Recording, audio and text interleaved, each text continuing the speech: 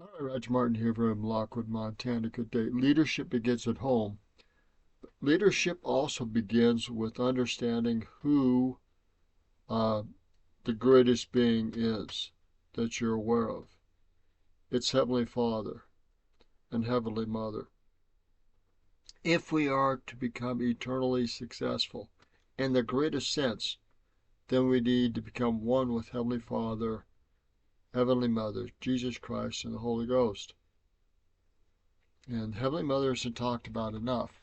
But if you want to commit to the greatest excellence that we are aware of, the greatest excellence, the greatest goodness, the greatest divine being, is becoming one with Heavenly Father and His two great sons, Jesus Christ and the Holy Ghost, and His companion, Heavenly Mother.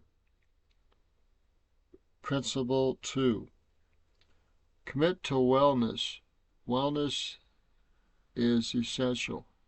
And I've got to work harder on that area too. What we eat, what we consume, what we are around affects our health, food-wise, emotionally, also environment. These things affect our health. Our financial well-being also affects our health. If we're always stressed out and trying to struggle and to get ahead, that affects our health. It affects our relationships. It affects our marriage. Principle number 3, commit to divine service. Look at what Jesus Christ did. Look at how He was always serving. Help people see the light of the restored gospel. Help them to see the goodness that comes from following Jesus Christ. Commit to divine service and the restored gospel. Principle number 4, commit to this mission, your mission of using your gifts to build up the kingdom and to glorify God and to bring people to Christ and through the restored gospel.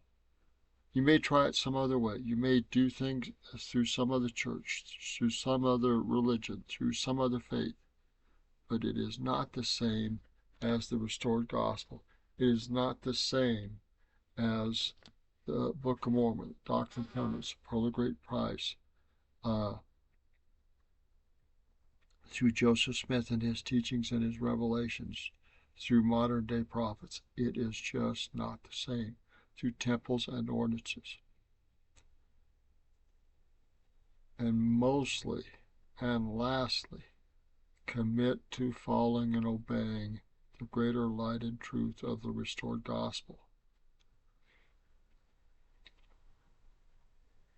In that area, commit to virtue, commit to humility, commit to faith, commit to diligence, commit to godly principles. And number 6 or 7, depending on how you look at it, commit to serving inside the church and outside the church. There's needs in both areas, but don't do one without the other. And that means serving in your homes, that means serving in your communities, and if you're good enough, nationally or internationally. And the church, its greatest leaders, serve in the homes, locally, nationally, and international. And they do it in a great volunteer way, and they do it, a lot of times they pay their own way and do it because they've taken care of themselves physically, they've taken care of themselves spiritually, and they've taken care of themselves financially. Think about that. So leadership does begin at home, but it also begins with you and the end in mind. Where do you want to go? How do you want to get there? Who do you want to follow?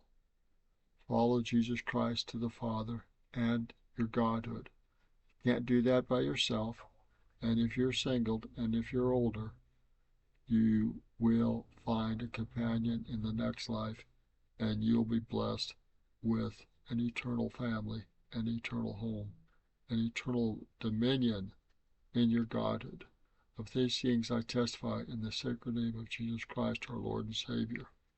Get your spiritual self together, your financial self, your health self, and get your